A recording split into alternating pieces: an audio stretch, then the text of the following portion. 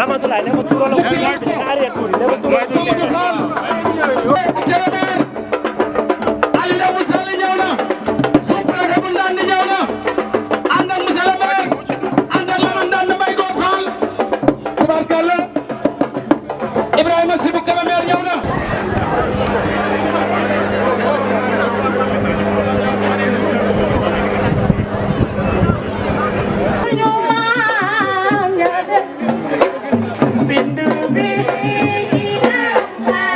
waaw waaw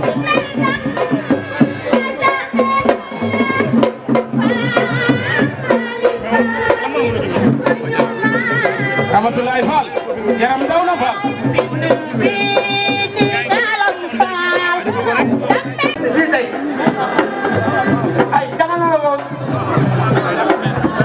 ma leen taxaw ba toog fecc bi xale bi doon tënk leen jën gi de sàmm si jaar am nañ bis te jamono góor bu mag ci dëkk ba jóg di doxantu ba mu doxee ana mu def ko mbir daal di feeñ mu gis ak woote mu tooy mu ñëw wax ko Lamane woote ñu yàq na teen mu def ay jal mu doon bind fii tey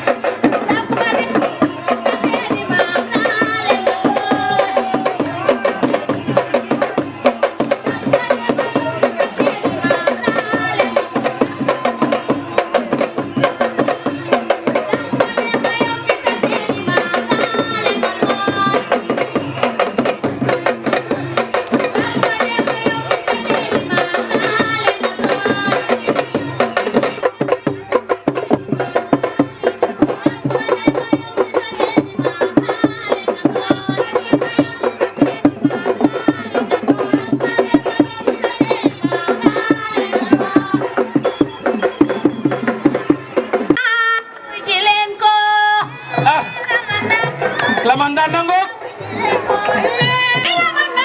Amari Ngoone Sawal damel ma Samba Takko damel Amari Ngoone damel ma Khourédia Kouly damel ma Samba Takko damel Amari Ngoone ma Khourédia Farma Thioub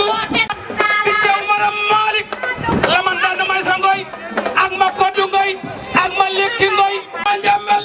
Lamane Faye ma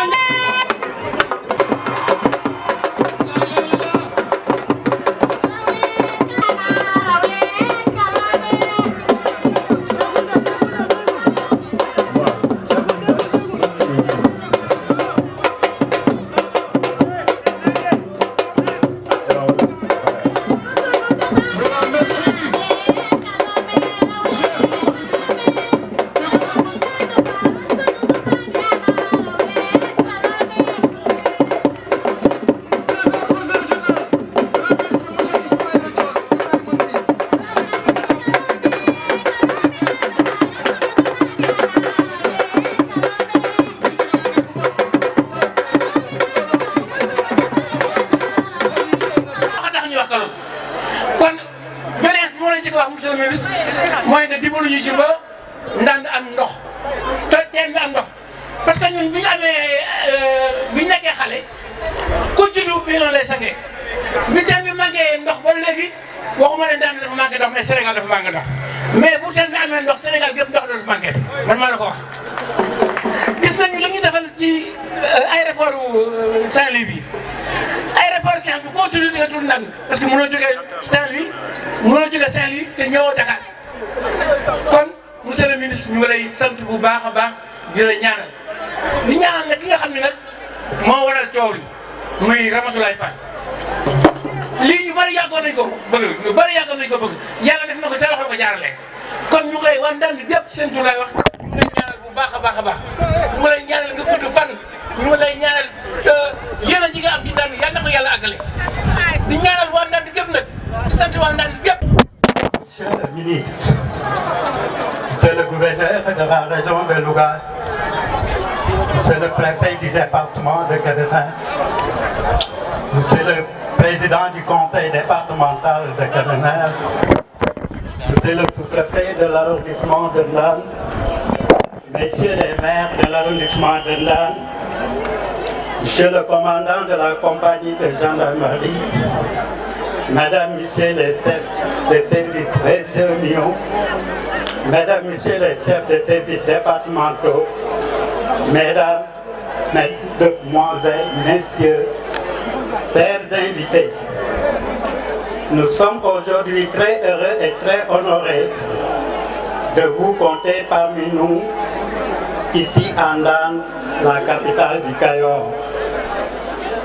Au nom du maire M. Adama Fall empêché, hors du territoire national, il m'est particulièrement très agréable de vous souhaiter la bienvenue en terre kayorienne.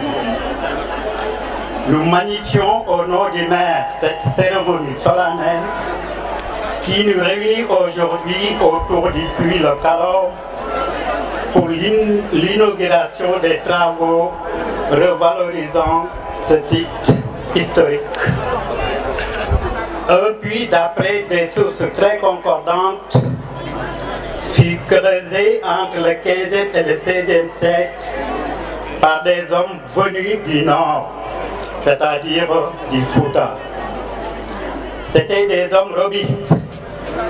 dont leur taille dépassait les 2 mètres, venus du Fouta ou du nord du Sénégal. Ils furent d'ailleurs les premiers habitants de cette contrée. Ce qui fait la spécificité, l'originalité et l'unicité de ce puits est qu'il n'y a pas de ciment ni de fer, avec un diamètre de 13 mètres et une profondeur atteignant les 35 mètres. Après le départ de ces hommes vers le sud du Sénégal, la lignée des Fall y installa et y habita. 33 damels s'y succédèrent et portaient tous le nom de Fall, sauf un qui s'appela Lat Dior Diop, dont son intronisation comme damel était matrilinéaire, c'est-à-dire du côté de sa mère Ngoné Latyr Fall. Il s'opposa farouchement au projet d'expansion des Français, surtout l'installation des chemins de fer Dakar-Saint-Louis. Il fut tué lors d'une bataille à Derklé le 26 octobre 1886. Après sa mort, les Français voulurent faire traverser son cheval Malaw les rails. Ce dernier refusa et cognant violemment le tamarinier et rendit l'âme. Des batailles violentes et meurtrières se sont déroulées autour de ce puits pour son contrôle, car il constituait un point d'eau stratégique, car permettant aux cavaleries d'abreuver les chevaux et de préparer les rois pour de nouvelles conquêtes. Au nom du maire Adama Fall, nous remercions son Excellence le Président de la République, M. Macky Sall. Nous remercions également le ministre du Tourisme, M. Alioune Sarr, et tout son département.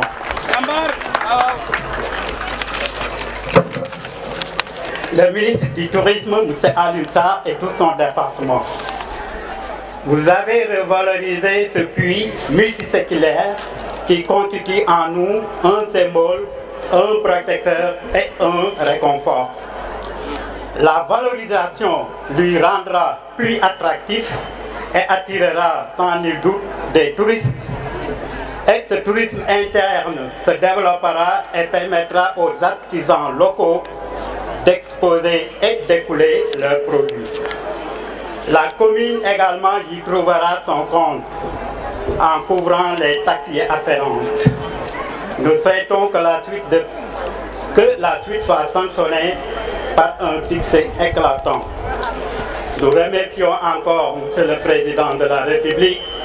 et son ministre du Tourisme, M. Alioune Sarr. Je vous remercie de votre très belle attention.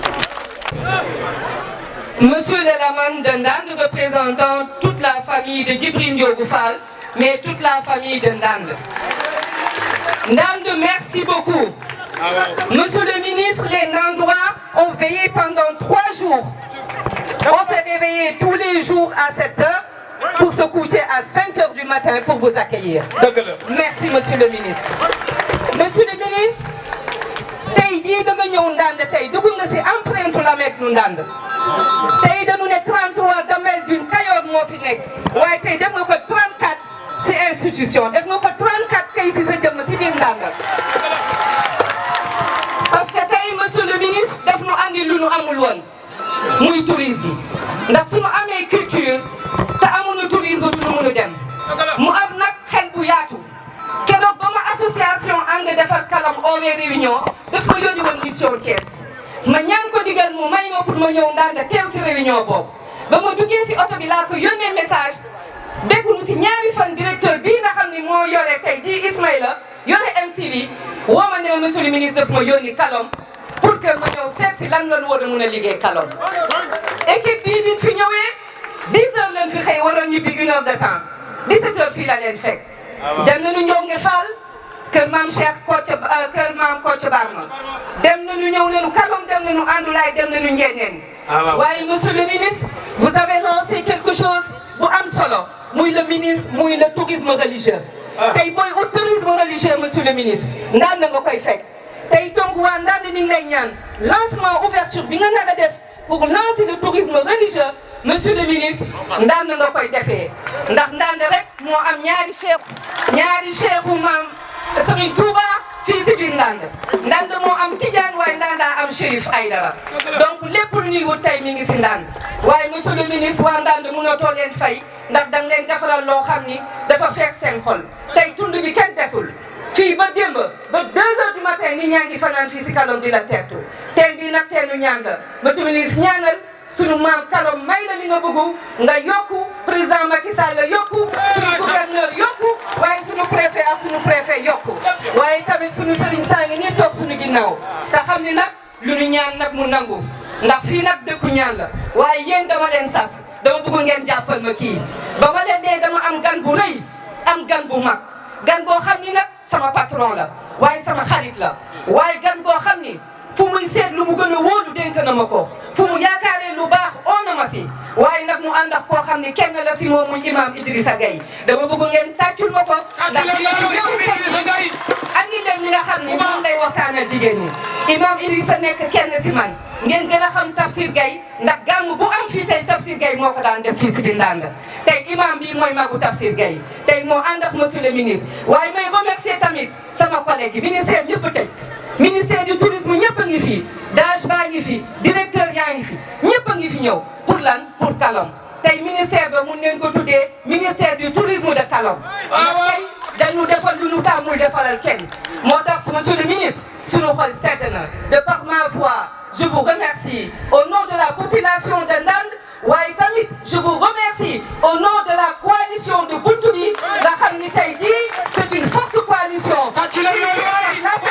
dirigée par Maba qui est chef de parti le PS est avec nous Achir est avec nous monsieur le ministre ce qui est rare à Ndande aujourd'hui le PASTEF est avec nous monsieur le ministre Ndande s'est uni Ndande est derrière Ramatoulaye Fall pour relever le défi de Ndande waaye pour defar monsieur le ministre Ndande monsieur le ministre soo nu defaree lii te formé woo sunu xale yi monsieur le ministre liggéey bi du yegg dañu bëgg nga may nu formation tey boo jógee tey jigéen ñi nu Ndande tourisme la ñu xam tey mënu ma la wax ñi fiy liggéey si hôtel yi bëri nañu moo tax monsieur le ministre nu lay ñaan au nom de la population nga formel nu waa Ndande formé leen waaye sa aéroport bii ngay waaj a ubbi da nga xam ni boo ñëwee ba fii Ndande moo lay jël gunge la ba Saint-Louis nga dem bu nu yeggee monsieur le ministre Saint-Louis na nga jox Ndande si emploi yi na nga jox Ndande si développement yi waaye na nga jox Ndande li nga xam ni moom boo ko moom je vous remercie jërëjëf. Monsieur le préfet du département de Kébémer, Monsieur le sous-préfet de l'arrondissement de Ndande, Monsieur le maire de la commune de Ndande, maa ngi nuyu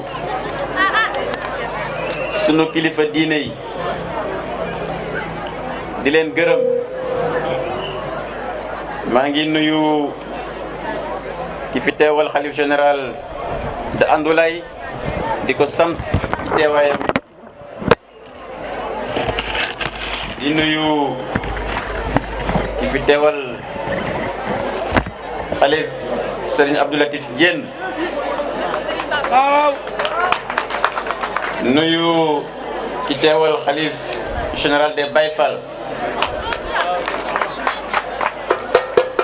nuyu ki teewal Chérif Assane Aïdara, nuyu imam Idriss Gueye mi ñu ànd ci délégation bi, di nuyu lamanu Ndande monsieur Mbaye Got Fall, di nuyu sunu communicateur traditionnel yi, jërë ngeen jëf. Di nuyu nag ñi ñëwoon histoire Ndande tey, monsieur le directeur de cabinet du ministre de la culture, jërëjëf sa teewaay. Ñu ngi lay yóbbante nuyoo auprès de monsieur Abdoulaye Diop, ministre de la culture, di rafetlu le partenariat entre les deux ministères, la culture et le tourisme.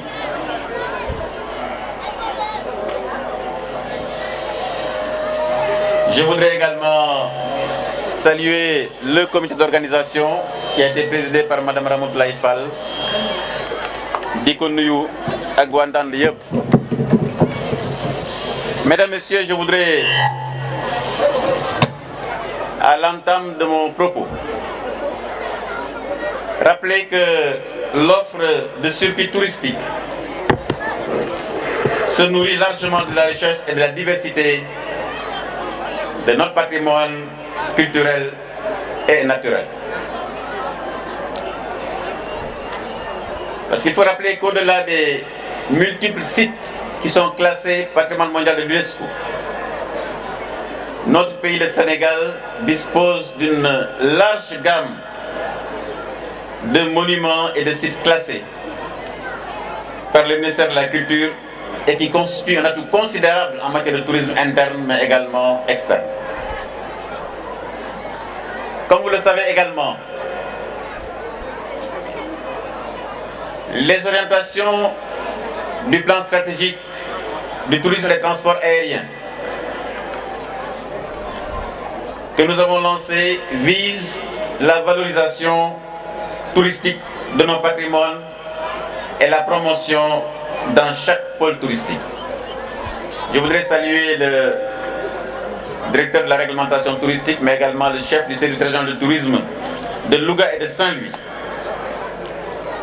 Je voudrais également rappeler qu'en concert avec le ministère de la Culture, dont le directeur de cabinet ici présent, nous avons rénové et inauguré Tcheitou, le mausolée du savant Cheikh Anta Diop, et auparavant, le 7 décembre dernier, à l'occasion du lancement de la saison touristique en Casamance,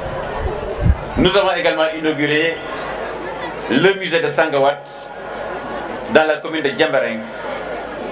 qui est un modèle qui est valorisé dans la région naturelle de la Casamance et qui traduit l'inspiration mais également l'habitat traditionnel en milieu diola. Mesdames, Messieurs, Son Excellence, Monsieur le Président de la République Macky Sall, nous a instruit au niveau du ministère en charge du tourisme et des transports aériens de valoriser notre patrimoine national. C'est pourquoi la cérémonie qui nous réunit ce matin sur cette terre historique de Ndande revêt assurément un caractère tout particulier. En effet, Ndande, dont le puits n'a pas encore révélé tous ses mystères, nous l'avons en face de nous aujourd'hui. Ndande donc est une terre d'histoire, mais également Ndande a une tradition symbolique. À travers une porte d'entrée touristique et patrimoine, nous avons donc décidé de participer au développement local à travers l'aménagement et la mise en tourisme du site abritant le puits de Ndande, le puits de Kalom. À cet effet, le département a pris l'initiative d'engager avec les entreprises EMAG, 3SA et Alizé les travaux de réhabilitation du puits de Kalom, l'aménagement du tombeau et l'installation d'une statue en bronze symbolisant le cheval de Lat Dior, Malaw, la construction d'un restaurant et d'un musée, ainsi que la réalisation de l'arc de Andoulaye. Outre les réalisations physiques, ce projet qui s'inscrit dans une perspective de sauvegarde et de valorisation des richesses du terroir a favorisé la mise en valeur des techniques et des savoirs locaux et traditionnels. Ce matin, nous avons vu une expression magnifique de la culture ndandoise. Rappelez, mesdames et messieurs, que la réhabilitation du puits a été l'œuvre exclusive des artisans locaux qui ont fait preuve de technicité et de savoir-faire incontestable pour mettre à niveau ce bien classé patrimoine national. À cet effet, je voulais vous exhorter à persévérer davantage sur cette belle lancée. Chère population de Ndande, je vous invite à prendre soin de ces biens pour en faire un véritable instrument de développement et de promotion de Ndande et de sa région. Pour conclure, mesdames et messieurs, je voudrais remercier les élus locaux qui nous ont honorés de leur présence, monsieur le maire de Ndande et tous les conseils municipaux. Remercier également le directeur des aménagements touristiques et de l'investissement, monsieur Sori Sarr. Sori, toutes nos félicitations. C'est cela qu'on attend d'un directeur national. Livrer les projets à temps, livrer les projets dans les délais, livrer les projets au profit de la population. yaakaar naa waa Ndande tey seen xol set na ci liggéey bi ñu def. waaw. kon Sori ñu ngi lay gërëm lii le président Macky Sall di xaar ci gouvernement lii la ñuy xaar également ci directeurs nationaux pour que bu ñu leen dénkee ay projets ngir askan wi ngeen baral seen loxo ba lu mel nii mën a am askan bi seen xol sedd ñu mën ko exploiter dans de très bonnes conditions jërëjëf. Remercier également l'administration territoriale à la tête de laquelle monsieur le gouverneur de la région de Louga gërëm bu baax kilifa diine yi tey xalif général Andoulaye recevoir nañu Serigne Mame Abdou Dramé ñu ngi koy gërëm buñ ko nuyu nañu kilifa diine yëpp xalifu Serigne Baye Fall également teral nañu di wax ne incha bu luy paree déwén ak jàmm naa fi yónni waat directeur Sori Sarr mu ñëw seet si leen yeneen kilifa diine yi pour bërëb yi tedd nga xam ne moom la suñu waajur yi tedd yi sampoon fii ñu ànd ci ak yéen yeesalaat ko defar comme que ñu defee également le puits de Ndande. kon kilifa ñu ngi leen di gërëm bu baax ci loolu. dégg nañu ci yow. Remercier également le ministre de la Culture, M. Abdoulaye Diop. Monsieur le directeur de cabinet, soyez notre interprète auprès du ministre de la Culture pour d'abord le partenariat que nous avons signé ensemble. Nous avons un protocole entre les deux ministères, mais à chaque fois, Monsieur le ministre envoie ses équipes accompagner les nôtres pour que nous puissions réaliser ce projet ensemble au profit des populations sénégalaises. kon mbokk yi lii moo doon sunu kaddu sant waa Ndande bu baax jërë ngeen jëf nii ngeen ñu dalal tey sedd na xol mais li ma bëgg a tënk ci kaddu yu gàtt mooy lii ñu def tey fii ci Ndande président Macky Sall moo ñu ko yebal sant ñu ko pour bërëb ci yoo xam ne ci biir Sénégal bërëbu cosaan ak aada bërëbu diine ñu waxtaan ak askan bi waxtaan ak kilifa yi pour ñu mën kaa yeesal ba ëllëg mu nekk mandarga Sénégal yu ñu mën a ràññee ci biir réew mi mais également ràññee ci bitim réew. waaw kon lii ñu def tey bu yàlla dogalee ak jàmm naa fi yónni waat sama ay ndaw ñu seet si sunu ay kilifa diine waxtaan ak ñoom pour bërëb yoo xam ne ñoom am nañ ci yéene ñu jàppale leen ci incha allah gouvernement bi à travers le ministère du tourisme ànd ci ak ñoom dugal ci seen loxo barkeelu ci. di leen ñaan population Ndande lii ñu def tey ngeen saytu ko ci anam bu mucc ayib ndax bërëb la boo xam ne bërëbu histoire la. kon képp ku bëgg a jàng histoire du Sénégal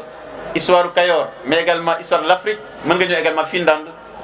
kon am ngeen bërëbu tourisme. tourisme nag exportation la maanaam da ngay wane la gën a taaru sa dëkk moom ngay wane sa dëkk mais également wane ko bitim réew kon ñu ngi leen di ñaan également gan yi ngeen fii dalal ci fànn googu xam naa sax loolu fàttali rek ndax waa Ndande dëkku teraanga la dëkku xam cosaan la ngeen dalal leen ci anam yoo xam ne dina seen xol dina sedd may gërëm entreprise yi nga xam ne ñoo ci liggéey EMAG 3A Alizé di gërëm aussi artisans locaux yi ndax liggéey bi ñu def ña nga xam ne ñoo nekk ci artisanat fii ci Ndande ak ci région bi ñoom ñoo ko liggéey kon lii day wane également que sunu ay artisans am nañu compétence am nañu également liggéey bu leen jàppale jërë ngeen jëf les artisans de la région di leen gërëm bu baax a baax di sant ñëpp di gërëm ñëpp asalaamaaleykum wa rahmatullahi wa barakatu